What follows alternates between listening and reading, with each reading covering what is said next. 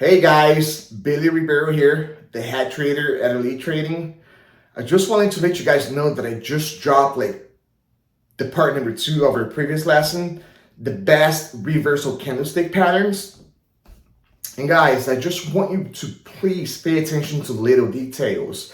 Trading is easy, it's all about the details. I don't want you guys to be biased and just buy what I said. I want you guys to choose tickers that are traded by institutions and just go through the history and see how many times the hammer candle failed, how many times the inverse hammer failed, or reverse candle, so people call it both ways, so it doesn't matter. And then May, right? So I wish you guys nothing but the best, a happy new year, and I'll see you guys next time.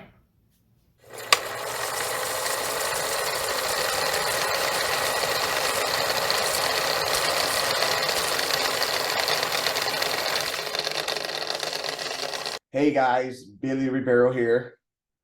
It's a pleasure to be here with you guys today. For those of you that don't know me, I am the head trader at Elite Trading Live. And today, so it's the continuation of our previous lesson, the best candlestick reversals, right? So let's just get right into it, right?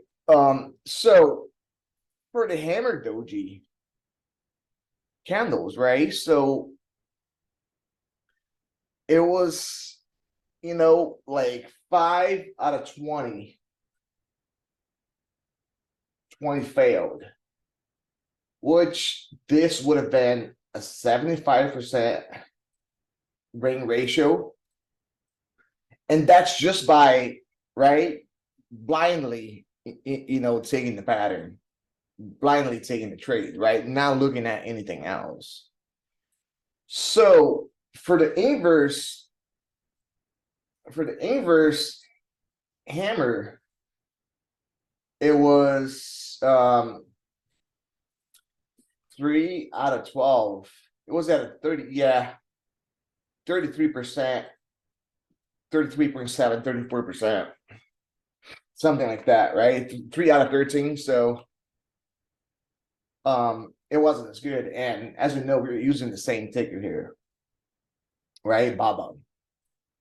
So now let's find out what you could have done in order to, right, what to look for in order to just take the trade or not take the trade, right? The things they need to do. So let's look at why the hammer dojis failed. Let's look at the hammer dojis that failed, right? And mark them. So the hammer dojis that failed, this one failed. This one is just a doji. It's not a hammer. Let's look at another doji hand. This one did not fail. This one failed, right? But and then it took a new high there, and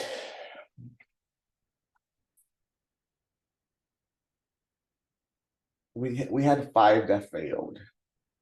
So we have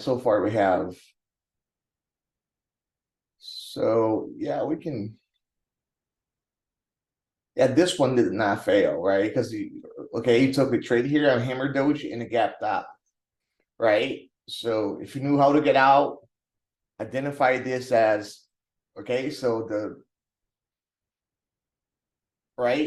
resistance, right? This top here as resistance, you would have gotten out, right? Or at least sold most of them over there, and then let the trade take you out, right? So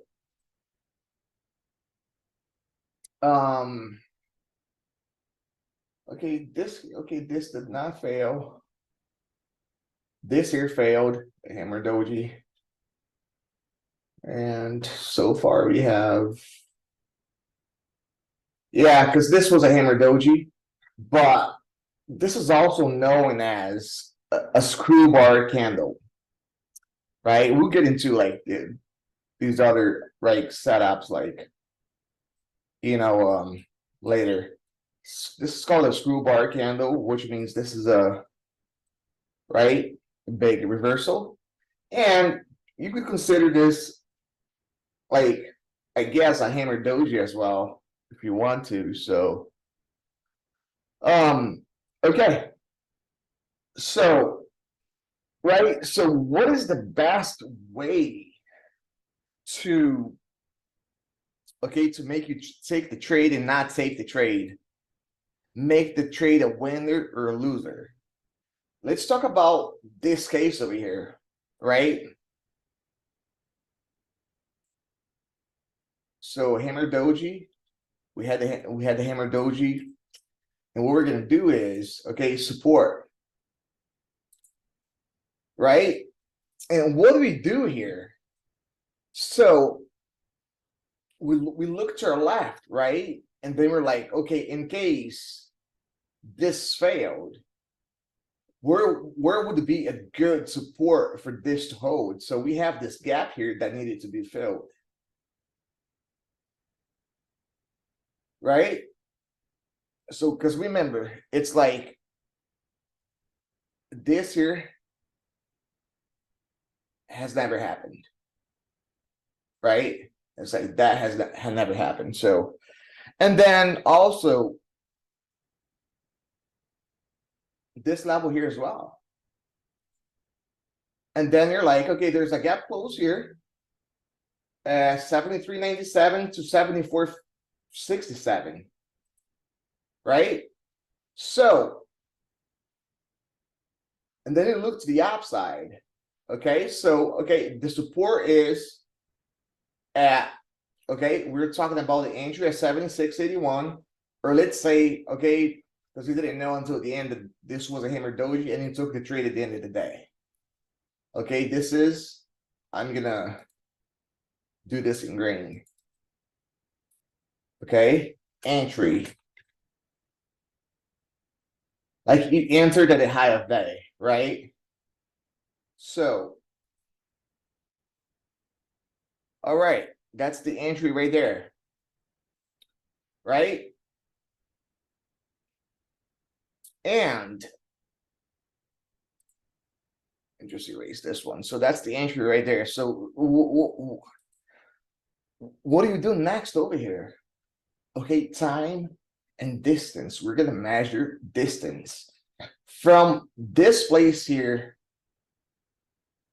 to the previous swing high. What's the distance?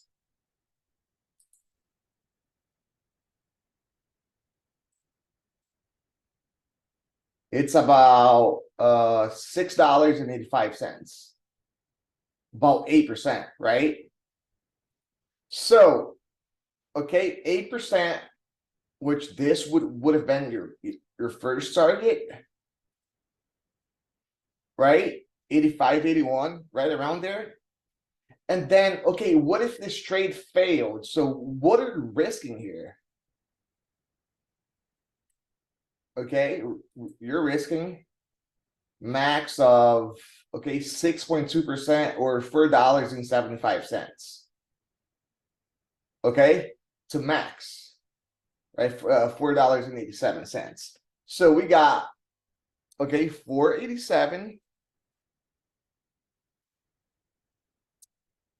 Sorry, guys. So we got $4.87 to the downside.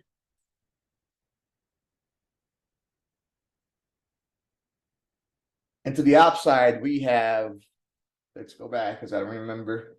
Like we took this at the very worst, right spot. And we have here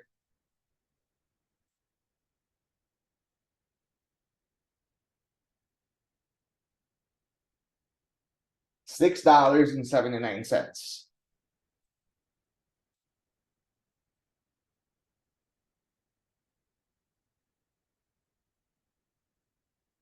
And that's just by looking to your left into the most recent price action, to October, the month of October, right? So I'm not zooming this out, and then it's just like I just want to show you guys the potential, right?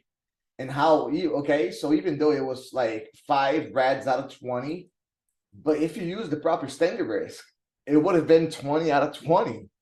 Because if you just apply this math, if you just apply this concept, okay, I'm gonna look into like the previous pop to the previous drop, and from where it's at, what's the risk to reward? If you have like $2 to the upside and $6 to the downside, are you gonna take the trade? Are you? But if you have 487 to the downside to 679 to the upside, is it worth risking the trade? 100%, right?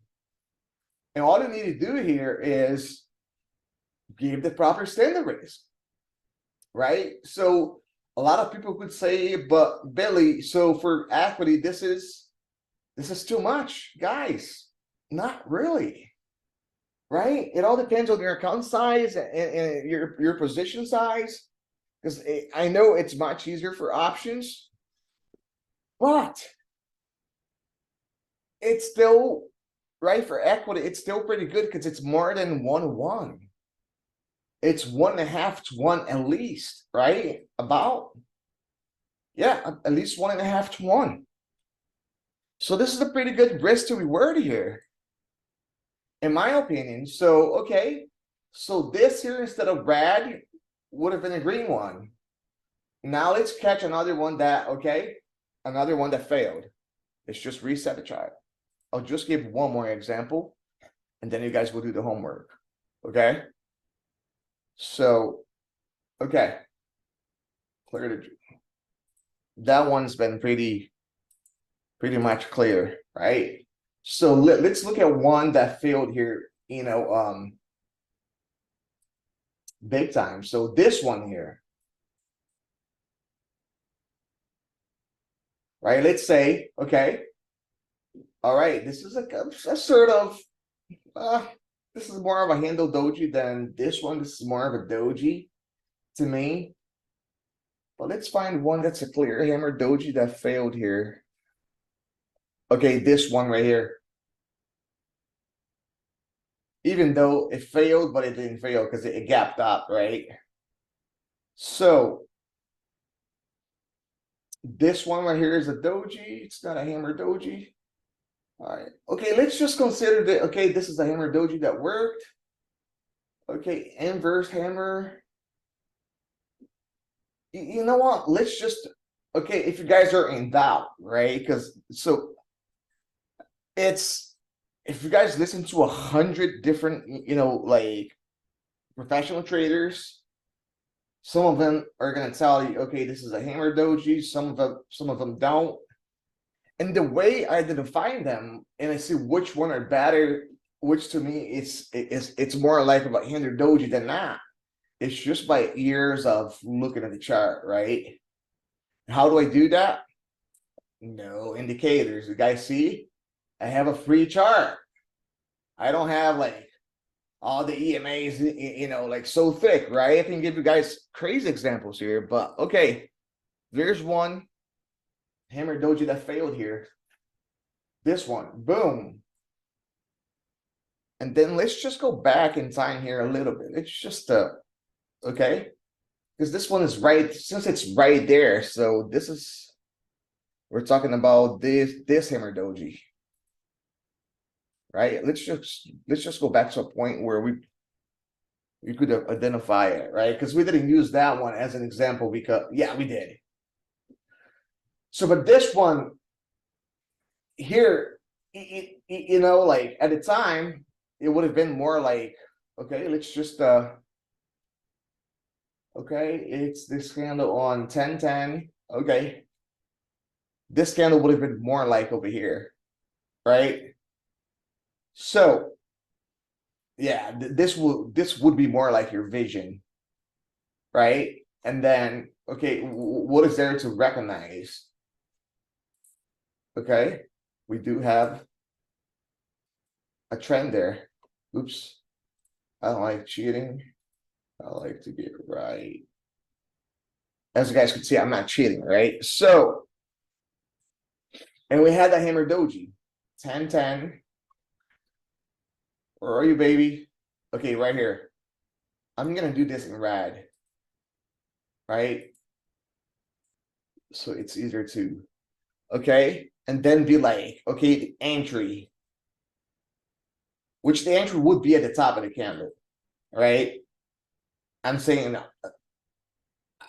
it's the worst of the, like, it's the worst entry you could have taken, right? It's like the stupid, this you saw it at the end of the day, you recognize the pattern, you're like, okay, so I'm gonna take the trade, right? It's this candle right here, 10-10, right?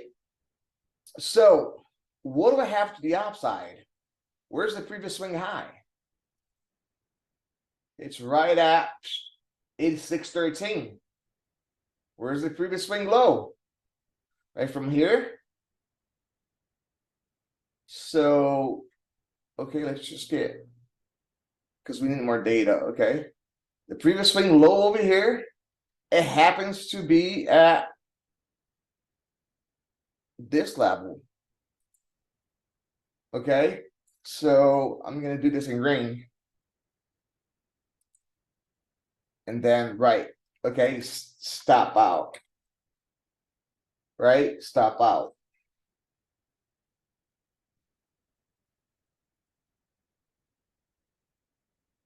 And then, okay, we're back into the chart here. So now it doesn't matter, you know, where we're looking at it. So, okay, so to the upside, we have right from here to previous swing high, we have about, okay, $8.16. Is that right? Yeah. And to the downside, we have about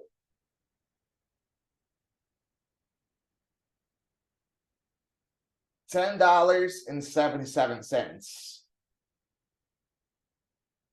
Right? Is it worth risking the trade? Oh no. Hang on. To the upside, we have about, right, $8.64 to the previous swing high. That's from the bottom, but actually we're looking at the top, right? It's like it would be the worst entry ever. We're looking at $6.31. And to the downside, right? Because remember, it's like this was all the information that we had here. This candle here is your last day. What did it have here? What was the risk here to the downside? $1.61. Was it worth like risking taking the trade? Yes, absolutely. Right? And what would you have done is, okay, a break at this previous swing low, you're out. But the risk to reward was here, guys. Do you understand? So the risk to reward was right here. Right? It was right here. So, but now, okay, we're just trading, you know, blindsidedly. So just looking at the charts, right now, looking at the ETFs, we're looking at a lot of important factors, right? And the news, this is a Chinese stock, right? But this is, okay, what we had here. So to the upside, right? And this is what we had here to the downside. It could have, right? Boom. Because remember, it's like this price action here doesn't exist. Right? Scratch this off the board. Right? Like this was the last day. So, and okay, and then it's less than $1, right? I know it's like $1.56 to the downside to get like over 6 points to the upside. Is that a good risk to reward trade? Absolutely. You know, keep your, you know, and one of the things that you could do too is this, right? So, okay, you got a hammer. So what do you have to the upside? Okay, you have like, to the upside, you have like I'm gonna count like actually the bottom of the candle here, right? I mean the close. You have about $7 and 29 cents. Then you go from here to $7 to here. You're getting pretty much like right here. You're pretty much going 1-to-1. You can do that as well. Most of the times it's gonna work. At this time, it wouldn't have, right? But like I said, you guys gotta look at the whole thing, right? Not only at one thing that failed. So what's the status overall, right? So and that's how you guys figure out, like, if it's a good trade to take or not. Just like, instead of just taking blindsidedly, right? And you guys saw that there are trades that, okay, it failed, but it didn't fail, because all you need to do is give the proper risk to reward. So a good way to look at this is, okay, what's the expected move for the week? You can give the expected move as a risk to reward. You can do that, no problem, right? So that's basically it, guys. So right, I'm not gonna get too deep into it. And then I just want to give you guys, right, I'm giving you guys the blueprint, showing you guys how to, right, how to get the work done, right, and giving you guys the tools, right. It's going to be up to you guys to develop it or not, right. And that's it. So I guess, like, we can go like so much deeper into this, guys, but if you guys want to really know everything about trading, everything about fake outs, institutions mindset, right, and how to eliminate, how, like, to get all the odds, like most of the odds in your favor, like, I have a course coming up, and you guys can join the the room, and we'll dive into it, right. So it's just like there's so many pieces of the puzzle, right, but it's simple, right. But I'm giving you guys a concept. Now it's up to you guys to develop it and make it your own, guys, right. Go through the chart history. Don't be biased. Don't listen to me, right. Go through the chart history, apply the same system, the same concepts that I just talked about, and then make your own conclusions. Like, let the status speak for itself. But once again, this is not for penny stocks. I don't trade pennies, I trade points, right? So you guys that trade penny stocks, so this is not what I'm talking about here, right?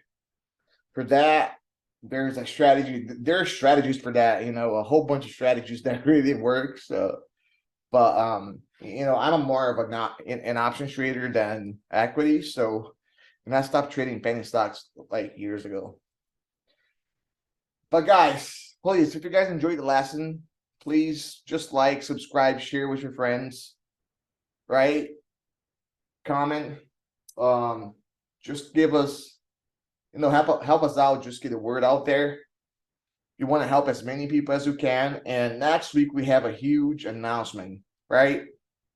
So I think I already told you guys about the only guy in the world that knows my system to its T, right? My former student, Freddie Ferber, he studied under me for 3 years in a row, every single day. So he joined the team. So he's going to be working with us. And listen, if by the end of 2023, we're not the #1 trading company in the world, I don't know what to tell you guys. So I'm coming for everybody. I'm going to be everybody, because I want to help the most people as I can, right? If you guys are a minimum wage employee or a Wall Street trader that's struggling, this is the way for you to come. Come see me. EliteTradingLive.com. All right, thank you guys. You guys have a great rest of your day, morning, night, evening, whatever. God bless and Happy New Year. I'll talk to you guys.